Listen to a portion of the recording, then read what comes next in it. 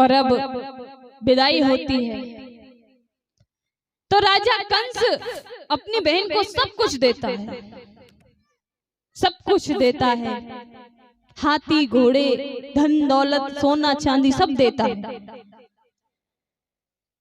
तो जैसे ही बहन रथ में बैठती है, वासुदेव और बहन दोनों रथ में विराजमान हैं, तो कंस सोचता है क्यों ना मैं खुद अपनी बहन को छोड़कर आऊं, मैं खुद आज रथ चलाऊंगा और अपनी बहन को ससुराल छोड़कर आऊंगा। क्योंकि बहुत प्रेम करते थे वो अपनी बहन से, बहुत प्रिय थी। कंस को भी बहुत बुरा लगा जब उनका विवाह हुआ कि मेरी बहन मेरा घर छोड़ के चली जाएगी।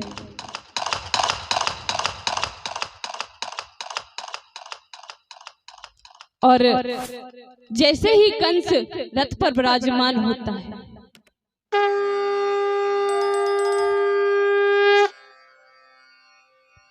और रथ चलाने लगता है, जैसे ही चलाने को होता है तभी आकाशवाणी होती है, अरे कंस, तू जिस देवकी और वसुदेव को इतने प्रेम सहित छोड़ने जा रहा है, उसी देवकी का 8वां पुत्र तेरा काल होगा, काल होगा, काल होगा।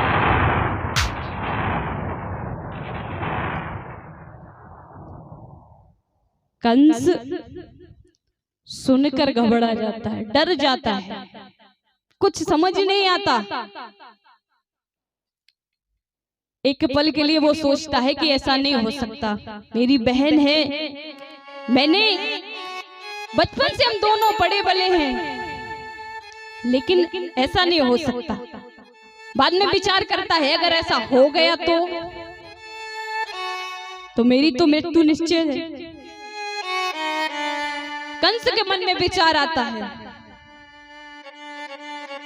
क्यों ना मैं अपनी बहन को ही समाप्त कर दूं।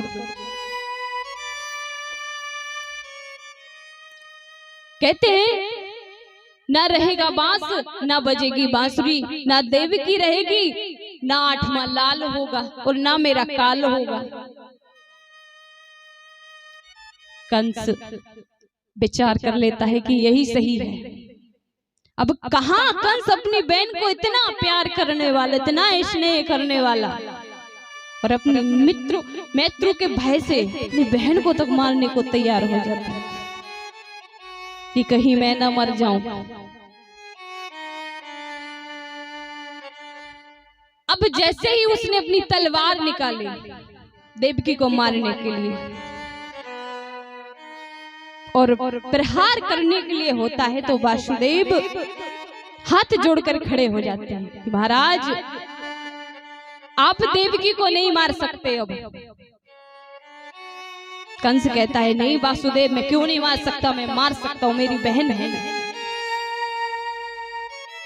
वासुदेव कहते बहन थी आपकी, अब ये मेरी पत्नी है, मेरा विवाह हो गया इसके साथ, अब इसको मारने का आपका अधिकार नहीं है। और वासुदेव कहते हैं कंस, तुम्हें तो देवकी की 8वीं संतान से डर है ना, तो जब हमारा 8वां पुत्र होगा या पुत्री होगी, जो भी होगा, हम तुम्हें सौंप देंगे। कंस के मन में विचार आया कि ये भी ठीक रहेगा, क्योंकि काल तो 8वां लाल है।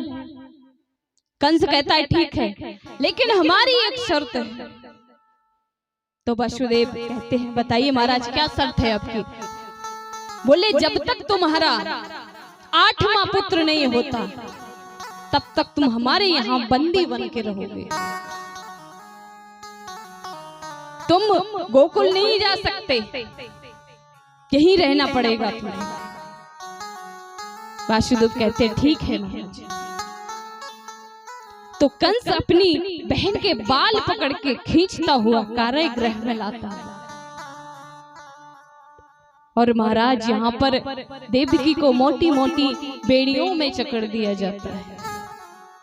वासुदेव को मोटी मोटी बेड़ियों में जकड़ दिया जाता है कारागृह में।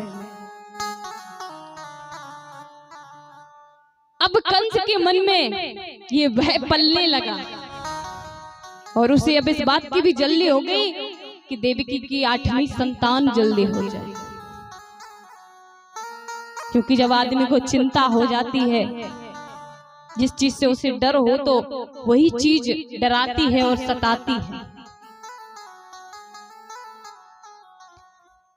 तो कुछ समय के बाद देवकी के गर्भ से पहला पुत्र जन्म लेता है। पहला पुत्र जन्म लेता है।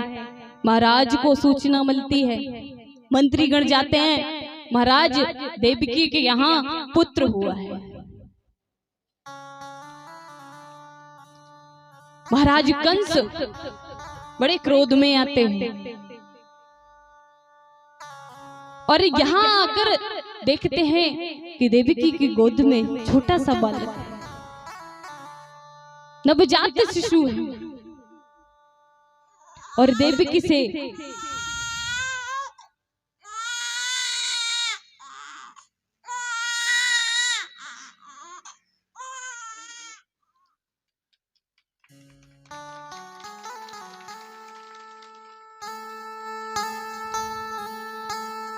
देवकी के हाथों से छीन लेता है कंस उस बालक को और देवकी रोती बिलखती रह जाती है।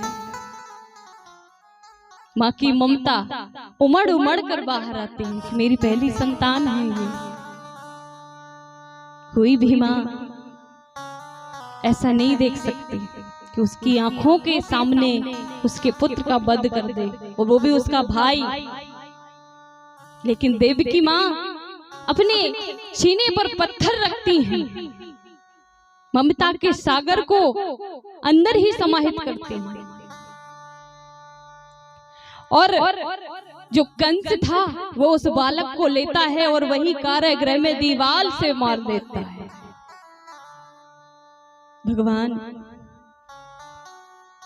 ऐसा दिन किसी को ना दिखाए, किसी माँ के सामने ऐसा ना हो।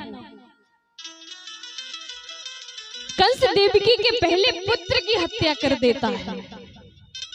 देवकी वासुदेव रोते बिलखते रह जाते हैं और कंस हंसता हुआ कारागृह से बाहर चला जाता है। कुछ समय के बाद दूसरा पुत्र होता है। दूसरे पुत्र के साथ भी यही करता है कंस, उसको भी मार देता है। तीसरे पुत्र को मारने के लिए आता है, उसे भी मार देता है। जब चौथा पुत्र होता है तो कंस के मन में एक विचार आता है। वो सोचता है कि देवकी का 8वां पुत्र हमारा काल है, मैं इतने पुत्रों को व्यर्थ में क्यों मार रहा हूं। उसके मन में ये भाव आता है कि रहने दो।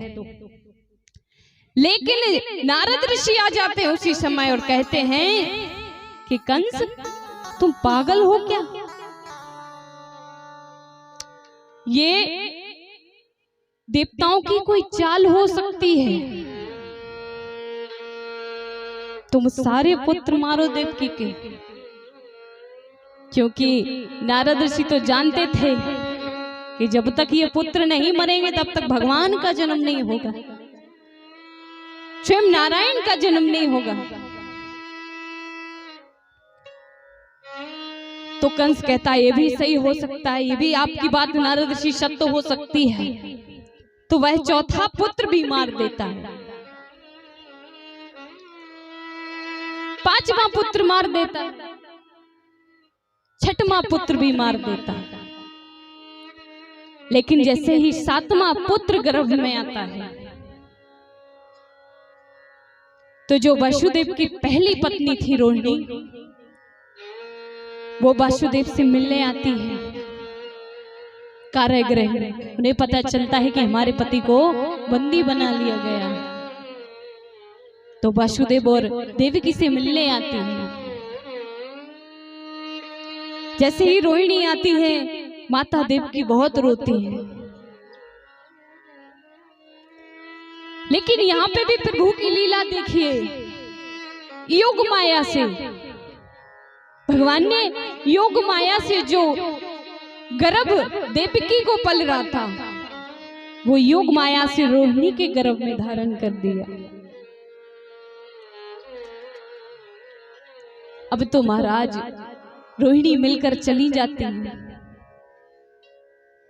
गोकुल पहुंच जाते हैं।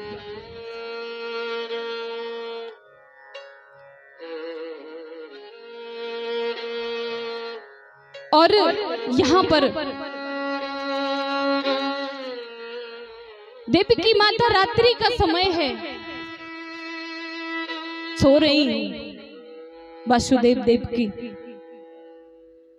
तभी श्री नारायण सपने में आते हैं, भगवान प्रकट हो जाते हैं कारागृह में और कहते हैं देवकी अब वो समय आ गया है जब हमें जन्म लेना है, हमारा अवतार होना है, और तुम ऐसा करना कि जब हमारा जन्म हो जाए तब तुम हमें यहां से ले जाकर गोकुल में नंद बाबा के यहाँ छोड़ देना, और उनके यहाँ जो कन्या हुई है माया रूपी कन्या, उसको यहाँ पर ले आना। वासुदेव सारी बातें समझ लेते हैं, सुन लेते हैं, कहते ठीक है प्रभु ऐसा ही होगा। भगवान कहते हैं जन्म लेना हमें बहुत जरूरी हो गया है, क्योंकि अब इस पृथ्वी पर राजा कंस का बहुत अत्याचार बढ़ गया है, पाप बढ़ गया है।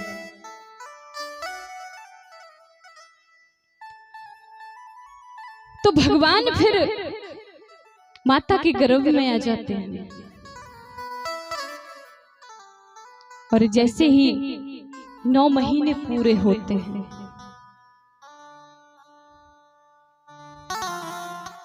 तो रात्रि का समय है,